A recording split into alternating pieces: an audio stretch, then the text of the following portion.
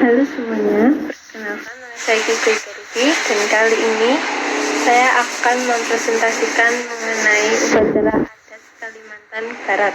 Nah, sebelum saya membahas lebih dalam, kita akan membahas terlebih dahulu pendahuluannya dulu. Nah, di sini suku Dayak Kedayan atau yang biasanya disebut Kenayatan tinggal berkelompok di pedalaman Kalimantan Barat.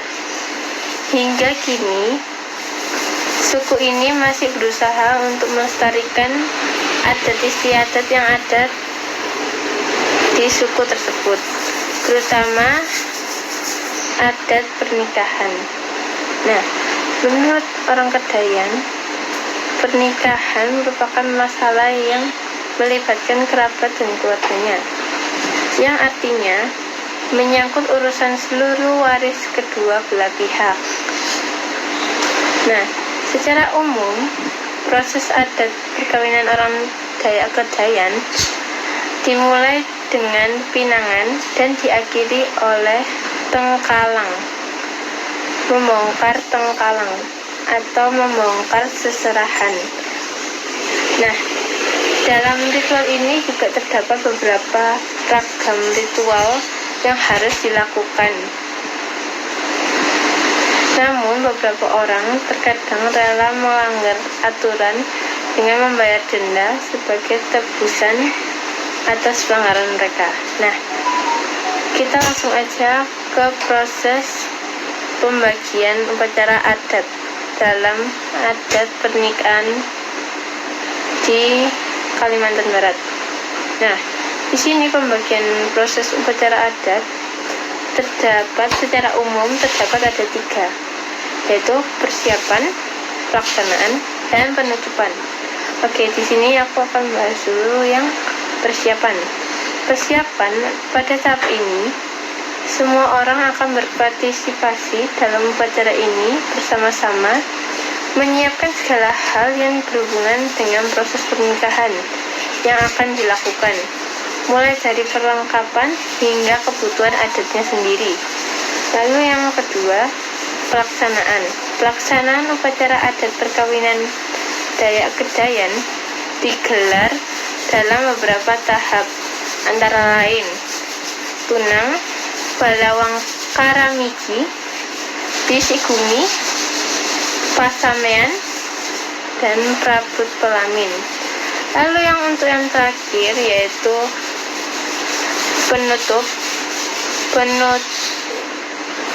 penutup di sini acara yang dilakukan dengan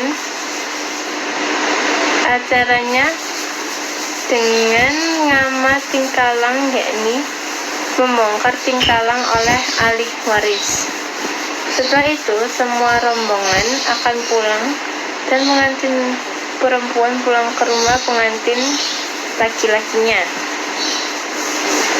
Nah, setelah semuanya sudah pulang, upacara adat ini sudah dianggap semuanya selesai. Dalam upacara pernikahan ini, terdapat doa-doa yang harus dilantunkan. Terdapat 2, yaitu doa permohonan kepada Jubata agar kedua mempelai diberikan keturunan yang baik dan dilimpahi rezeki. Lalu yang kedua, doa permohonan agar kedua mempelai beserta keluarganya dijauhkan oleh bencana atau dijauhkan dari bencana. Nah, lalu selanjutnya saya akan membahas mengenai tunang dulu yang tadi, mengenai persiapan. Nah, pada tahap ini orang tua mempelai laki-laki meminta kepada orang tua perempuan untuk meminang anaknya. Pada umumnya lamaran ini akan diterima. Saat ini, sistem tunangan ini masih dilakukan meskipun sebenarnya antara kedua calon saling mengenal dan bersepakat untuk menikah. Nah, lalu kita akan lanjut lagi mengenai tentang bisik gumi. Dalam tahap ini, adalah tahap di mana orang tua laki-laki memanggil segala warisnya yang terdiri dari dua saudara pihak bapak ibu untuk berunding. Hal yang dirundingkan adalah menyelidiki apakah calon menantu perempuan yang dipilih masih terikat keluarga atau tidak, dan untuk mengetahui apakah calon mempelai perempuan cocok dijadikan istri. Setelah calon mempelai perempuan yang dimaksudkan telah setuju, maka 4 waris yang tadi kemudian memilih seseorang. Hal yang sama juga dilakukan oleh mempelai perempuan. Pihak perempuan harus mengadakan penelusuran tentang 3 hal, yaitu tentang apakah ia masih terikat keluarga, sehingga harus mengeluarkan adat pengaras. Jika ada ikatan keluarga tapi jauh, ia harus membayar adat paribasa. Dan jika terdapat ikatan keluarga dekat, ia harus membayar adat pangarumpang. Nah, sekarang kita lanjut ke Balawang Karamiji. Nah, di sini kurang lebih dilakukan perundingan tadi selama 3 hari, kurang lebih 3 hari. Patone datang ke rumah mempelai perempuan untuk bertemu dengan bapak sang gadis ini. Antone akan bertanya dengan kata-kata ungkapan yang akan dijawab oleh tuan rumah. Jawaban dari tuan rumah inilah yang menentukan apakah lamaran itu diterima atau tidak. Lalu kita lanjut, yaitu selanjutnya pasamean. Setelah melakukan tadi, tuan rumah akan menggelar adat bakomo manta, yaitu membuat tambul, tumpik, nasi pulut, dan menyembelih seekor ayam. Semua bahan itu akan dimasak lalu dimakan bersama-sama.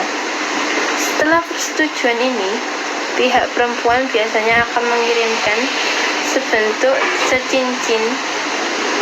cincin pada calon mempelai laki-laki. Nah, pada saat itu mereka akan menentukan hari perkawinannya. Pihak mempelai laki-laki biasanya akan mengirimkan benda kuno sebagai pertanda ikatan kedua mempelai. Lalu kita lanjut ke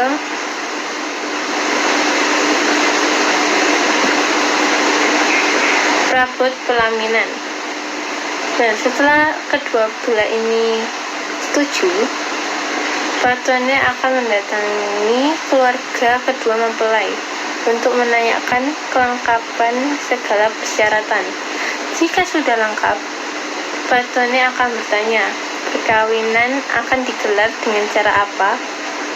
Begawe jambu Jawa, begawe mokongi, atau begawe ngalalak copak. Jika sudah memilih dari salah satu tadi, perkawinan akan segera digelar. Lalu selanjutnya mengantarkan pengantin laki-laki. Nah, setelah tadi sudah dilakukan semua, rombongan pengantin laki-laki dipimpin oleh pantone pergi ke rumah mempelai perempuan yang diiringi oleh para pemuda yang dipilih. Mereka membawa makanan dan atong yang berisi uang logam, ayam yang sudah direbus, dan pakaian laki-laki sehari-hari. Barang yang ada di dalam antong menjadi alamat atau pertanda bagi calon mempelai perempuan. Terus kita di sini langsung lanjut saja ke mengenai menyambut rombongan pengantin laki-laki. Nah, rombongan pengantin perempuan akan menyambut dengan menebarkan beras kuning. Setelah itu, seorang dari pihak perempuan menyerahkan beras banyu ke sepinggan ke patone. Lalu patonenya menerima dan mencelupkan tangannya ke dalam beras tersebut, serta mengusapkan tangannya ke dahi pengantin laki-laki yang sebagai tanda ia telah membersihkan segala kekotoran selama perjalanan. Nah, sekarang kita akan lanjut untuk yang berikutnya, yaitu tentang pengantin tamah atau nyanggahan narabe nasi. Nah, sesudah acara makan malam, pengantin perempuan duduk di balik kelambu di dalam kamar. Kemudian patone mendekati kamar diikuti pengantin laki-lakinya. Di depan kamar, patone berdiri sambil memikul tikar dan membungkus sebilah tombak, sedangkan pengantin laki-lakinya memikul atong. Mendengar suara ketukan, pengantin perempuan akan membuka pintu, lalu patone dan pengantin laki-laki itu masuk. Setelah itu, kedua pengantin ini duduk bersandingan dan patone akan memberikan nasi pulut kepada kedua pengantin dengan posisi tangan bersilang. Nah, kita langsung aja lanjut yang terakhir, yaitu tentang mandi di sungai. Nah, mandi di sungai. Keesokan paginya, kedua pengantin ini dibawa pergi ke sebuah sungai untuk mandi sambil membawa bara api dari dapurnya. Sesampainya di sungai, mereka akan duduk di tepi sungai lalu berdoa sambil memegang bara api yang kemudian dicelupkan ke sungai. Nah, tindakan ini merupakan simbol agar Tuhan, atau yang biasanya disebut Jubata di dalam suku ini, memadamkan bencana yang akan mengancam mereka, seperti padamnya bara api tersebut. Nah, itu tadi penjelasan dari saya mengenai upacara adat Kalimantan Barat. Mohon maaf jika ada yang kurang jelas atau mungkin saya ngomongnya terlalu cepat, saya minta maaf dan terima kasih.